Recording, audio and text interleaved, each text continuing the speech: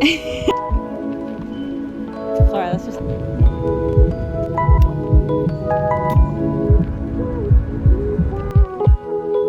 my vlog.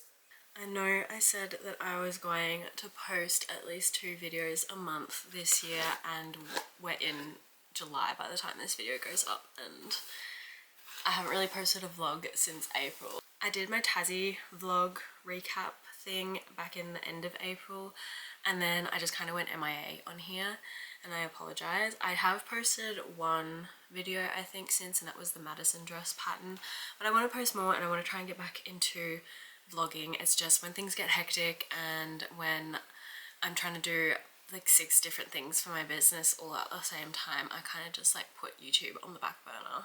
But I really want to get back into it because I really like making these videos, and then also it's just fun for me to look back on in the future as well, when maybe I'm like in my 70s or 80s and I can see how I started, what I did, how I felt, all that sort of stuff. I am going to head out and get a almond croissant, hopefully, from this cafe called Nurture, which they're the only ones that do like vegan croissants and stuff, and their almond croissants are usually really good. So I'm gonna go get that, maybe a matcha.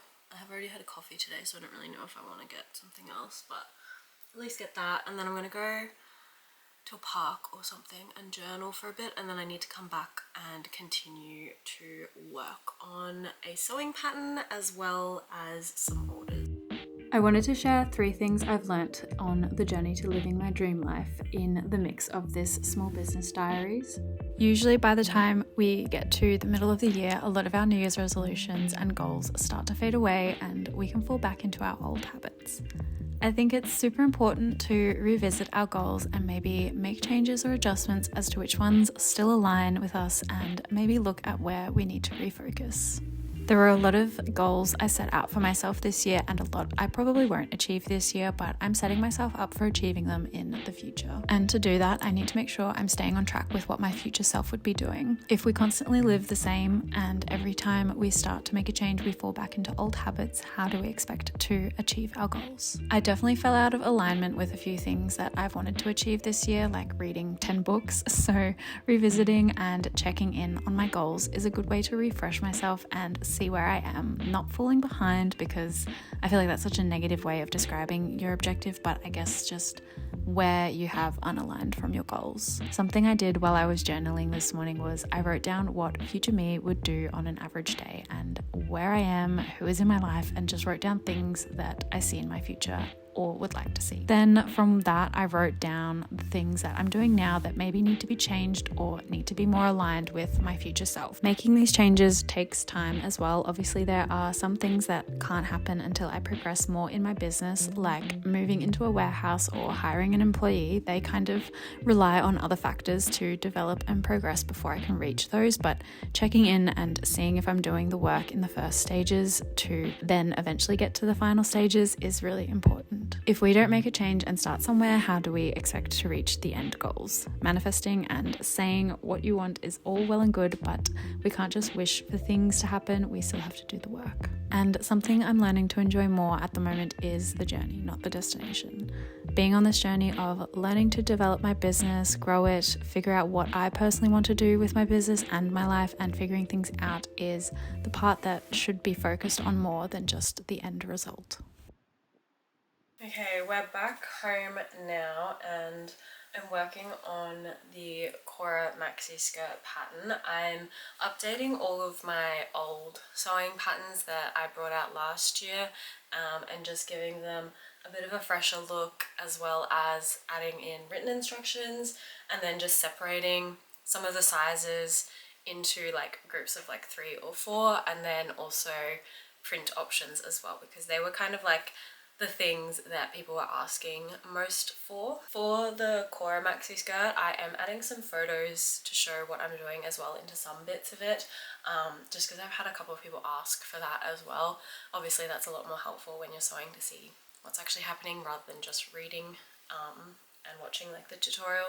So I'm adding those into some sections in the written part. Hopefully going to do that for some of the other ones, but I'll do it at a later date just because it takes me so much time to do all of these instructions. I've had so many people asking for this for such a long time, so I've been trying to get through updating it all, but it just takes me so long to do, and I always end up staring at my computer for like the longest time just trying to get through everything and make sure it's all correct and stuff. So yeah, I'm slowly working through it. If you're someone that is waiting for updates on sewing patterns, most of them should be done by now besides the Coras and the Amari, and I think that that's it. The rest should be fine. I did mention in my sewing pattern video, but if you're not watching my videos for sewing patterns then you wouldn't know about this, but I have a separate Instagram account for all of my sewing patterns and sewing related stuff, because I want to kind of separate those two parts of the business and have the main account as the fashion brand and then a sewing account separate for all of my sewing patterns, sewing tutorials, tips and tricks and all that sort of stuff, just because it was kind of getting confusing, I guess, if you're following me, to be watching it all on that one account. Like if you're not interested in buying any of the clothes, you're just there for sewing patterns, I wasn't really wanting to share a lot of sewing tips on that account because I'm wanting to promote the fashion brand. So yeah, that's kind of why I decided to separate it, and there was a few other reasons as well. So far it's doing well. I need to film that video today though and have that done, and then I have an exciting post going up this afternoon, which you should have seen it by now by the time this video goes up, but I'm working with Microsoft, which is literally like, I can't even explain, like this is the most insane thing ever. I'm not using the new computer at the moment because I still have to film another video for them, and I don't want to put any of my stuff onto that computer in case it shows up in the background. So I'm just waiting until I've done the video and then I can post it. But I'm literally working with Microsoft, and that is like the biggest pinch me thing ever. Like I keep telling people and they're like, what the heck, that's amazing, and it is, like it's literally the best thing ever, and I'm just so happy. Anyway, that's going up tonight on my In May account, which is amazing. Anyway, I need to get back to work. It is actually kind of late. I was out for quite some time, but I'm gonna get back into working on this pattern and filming the video for my sewing account.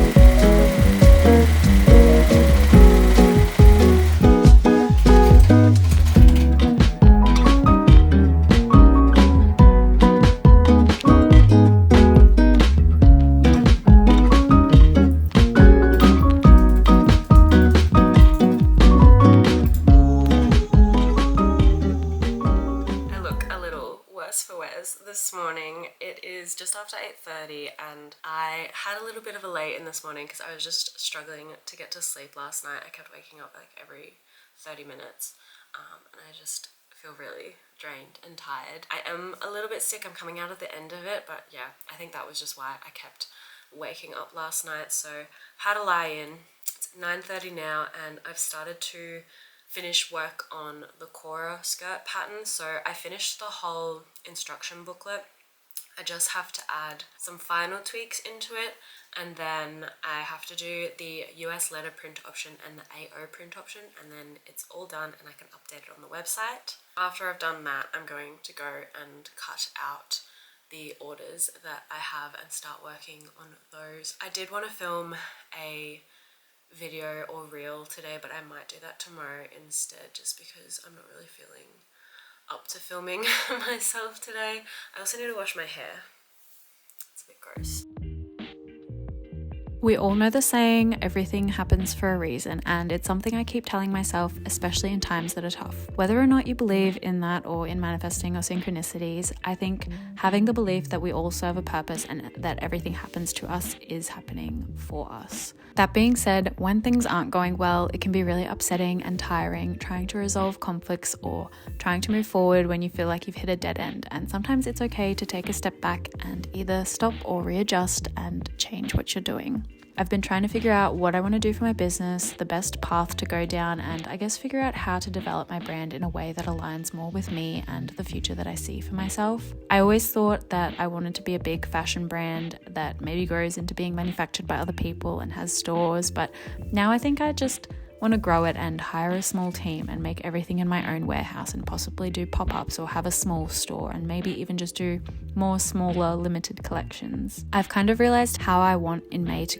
be through how slowly things have progressed for me compared to a lot of other businesses that I've seen online. Don't get me wrong, I still want In May to be big and grow, but I really am enjoying where I am now, and yes, I want to get to that next stage, but as I said before, it's about the journey, not the destination. And right now, I'm enjoying the process of developing and growing my business, making changes and decisions that suit me, and learning to be okay with everything taking a little longer than I expected. Being in your 20s might be why we kind of develop this hustle culture, because we think we need to achieve everything before or by 30. I've definitely felt this a lot, and as I slowly start to creep closer to 30, there is both this scary feeling that I haven't achieved or done enough in my 20s, and also this feeling of calm knowing that life doesn't end when I hit 30. I still have hopefully 70 more years to do anything and everything. I've spent a lot of my 20s quote unquote hustling and in this sort of hustle culture and pushing to achieve the goals and feeling so broken when I don't reach them, but I'm slowly learning to be okay with the things taking time and allowing that to happen, because I don't need to have everything achieved before then. I remember when I first moved to the sunny coast, I said I wanted to quit my part-time job within 6 months, and then I ended up staying in it for another 4 years. I would write in my journal or tell my friends that I would leave soon, that I can't wait to quit, and yes, I am so happy that I was able to quit, but it took me way longer than I wanted to and longer than I planned. And even though I stayed in that job for longer, it served a purpose. It allowed me to have a stable income while I grew my business. It allowed me to meet people in a place I'd never lived before, and it gave me stability when things were very up and down during the pandemic. It taught me to be okay with things taking time and that everything happens for a reason. And looking back, I'm grateful for it. Even though I so badly wanted to leave, I do miss that part of my life at times, because it pushed me to work so hard to make my business work, grow it, and earn enough that I could quit. And now I guess I'm living the dream that I had 4 years ago. I only managed to make one top today, which is the Amara blouse. I still have to do the bias on the top here. But I've cut out almost everything that I need to sew. I did get another order just before that I need to cut out, and there's like 3 other pieces that I need to cut out, or 4 or 5, I can't remember. But I'm going to try and do that, cut out some of those a little bit later. And right now I just want to like have a little lie down. I'm just a little bit tired still.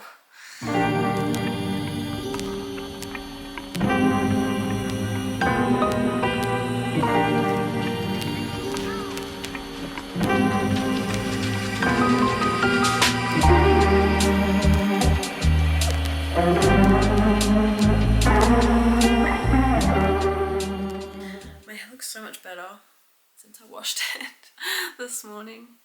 I need to figure out how to like blow dry it properly, because it just stays straight and I have bangs, so I kind of need to like figure out how to curl them a bit better, but that's besides the point right now. I have been sewing some orders this morning, but I am just taking a quick little intermission between sewing to work on some of my content for tonight. I like splitting up my time between all of the different parts of my business. I kind of try and do little bits at a time in each sort of section, just because it helps me, I guess, be able to manage all of those different sections a little bit easier.